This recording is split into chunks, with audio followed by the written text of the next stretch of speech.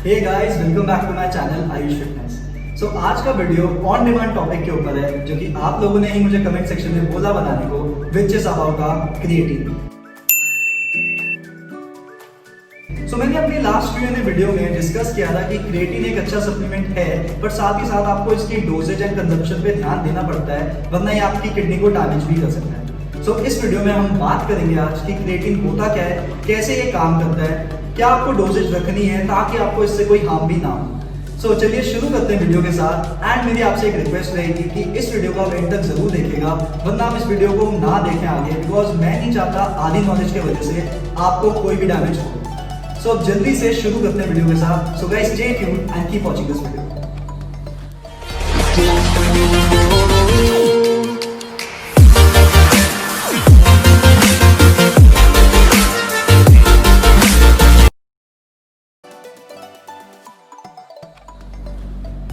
सबसे पहले बात करते हैं कि क्रिएटिन है क्या। क्रिएटिन बेसिकली एक नेचुरल नाइट्रोजनस कंपाउंड है जो आपको मिल जाता है आपकी फूड सोर्सेज से एंड आपकी बॉडी के अंदर एग्जिस्ट करता है। बेसिकली आप अगर सोचते हैं कि सिर्फ एक सप्लीमेंट से आप क्रिएटिन ले रहे हैं एंड ये कोई नया सब्सटेंस है, तो ये गलत है। आपको ये सब्सटेंस मिलता है आपके नॉन वेज सोर्सेज से या फिर आपकी वेज फूड सोर्सेज से। जो क्वांटिटी होती है वो बहुत कम होती है। फॉर एग्जाम्पल अगर मैं बात करूं तो आपको अप्रॉक्स 450 ग्राम ऑफ चिकन देता है 1 ग्राम ऑफ क्रिएटिन। आप इमेजिन कर ही सकते हैं कि एक जो नॉर्मल स्कूप होता है, जो कि रिकमेंडेड डोजेज है क्रिएटिन की, विच हैज से 5 ग्राम्स, तो उतना क्रिएटिन लेने के लिए आपको कहीं ना कहीं 2 किलो चिकन खाना पड़ेगा, जो कि हमें पता है फिजिबल है ही नहीं एंड बहुत ज्यादा एक्सपेंसिव तो है ही। इस चीज को कंपेंसेट करने के लिए हम लेते हैं यहाँ पे सप्लीमेंट। एंड ये जो क्रिएटिन है जो आपकी बॉडी में ऑलरेडी एग्जिस्ट करता है, तो इसको जब आप थोड़ा सा बढ़ा देते हैं तो इससे आपको बॉडी को फायदा मिलता है। अब बात करते हैं कि इसके फायदे मिलते कैसे हैं, क्या प्रोसेस होता है। अब अगर हम बात करें क्रिएटिन के प्रोसेस के ऊपर, तो होता एग्जैक्टली ये है कि सबसे पहले जब आप क्रिएटिन लेते हैं तो ये आपकी बॉडी के अंदर जाता है एंड ये बन जाता है क्रिएटिन फॉस्फेट। ये जो क्रिएटिन फॉस्फेट है ये आपकी मसल्स के अंदर स्टोर हो जाता है। अब इसका एडवांटेज मिलता कैसे है, हमें पता है जब हम वर्कआउट करते हैं तो हमारी बॉडी एनर्जी यूज करती है उस प्रोसेस में। वो जो एनर्जी है वो बेसिकली होता है आपका ATP, which is adenosine triphosphate. And जब आप उसको कंज्यूम कर लेते हैं तो वो कन्वर्ट हो जाता है into ADP, which is adenosine diphosphate, मतलब एक फॉस्फेट कम। तो ये जो क्रिएटिन का फॉस्फेट है ये क्या करता है, ये हमारा ADP के साथ रिएक्ट करता है एंड हमारा हेल्प करता है प्रोड्यूस करने में ATP, which is your energy again. यही रीजन है कि जब आपको क्रिएटिन लेने के बाद आपकी बॉडी के अंदर ATP वापस रिसाइकिल होकर बन रहा है, तो उससे आपको वर्कआउट के लिए बहुत ज्यादा एनर्जी मिल जाती है एज कंपेयर टू समवन जो ATP बढ़ाने के लिए क्रिएटिन नहीं ले रहा। And at the same time उस एनर्जी को जब आप यूटिलाइज करते हैं अपने वर्कआउट में, तो after a period of time आपको गेन्स देखने को मिलते हैं, बिकॉज अल्टीमेटली आपकी एनर्जी बढ़ गई तो आपकी वर्कआउट इंटेंसिटी भी बढ़ेगी। एंड साथ ही साथ जब आपकी बॉडी के अंदर ATP ज्यादा है तो ऑब्वियसली वर्कआउट करने के बाद जो आपका एनर्जी लेवल डाउन होता है उसकी जो रिकवरी है वो भी जल्दी स्पीड अप हो जाती है। तो इस तरीके से क्रिएटिन आपको कर देता है फायदा। सेकेंडली, ये क्रिएटिन जो है ये आपको वाटर रिटेंशन मसल्स में स्टोर करने में हेल्प करता है। वाटर रिटेंशन बेसिकली मतलब है कि आपकी जो मसल्स है वो पानी होल्ड करने लग जाती है। तो जब आपकी मसल पानी होल्ड करती है तो वो बिगर एंड फुलर अपीयर करती है, जिसके वजह से आपको बर्फ अप वाली फीलिंग आती है एंड आप बड़े दिखने लगते हैं। ये हो गया इसका फायदा। अब आगे प्रोसेस पे अगर बात करें तो मसल में यूज हो जाने के बाद क्या होगा, अब हमारे पास बच के आता है creatinine, which is basically the waste product. उसकी कोई नीड नहीं आपकी बॉडी को। तो ये चीज आपके ब्लड में मिक्स होती है। ब्लड के बाद ये लेके जाता है आपको किडनी के पास, जो कि फिल्टर करता है आपके ब्लड को, एंड बाद में आप इसको यूरिन के थ्रू निकाल लेते हैं अपनी बॉडी से। अब इसका साइड इफेक्ट होता कैसे है उस पर बात करते हैं। अब बात करते हैं इसके साइड इफेक्ट पे।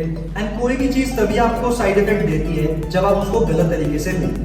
यहाँ पे सारी बात आ जाती है क्रिएटिन के डोजेज की। ये सबसे इंपॉर्टेंट पार्ट है इस वीडियो का एंड आपको इस चीज को फॉलो करना है। बेसिकली होता क्या है कि क्रिएटिन की जो रिकमेंडेड डोजेज है वो है 5 ग्राम्स पर डे। बट होता क्या है कि लोग जो है इसको 2 फेजेस में कंटिन्यू कंज्यूम करते हैं, विच is basically your loading phase, जहां पे आप क्रिएटिन की क्वांटिटी को 3 या 4 गुना ज्यादा लेते हैं रिकमेंडेड डोजेज से।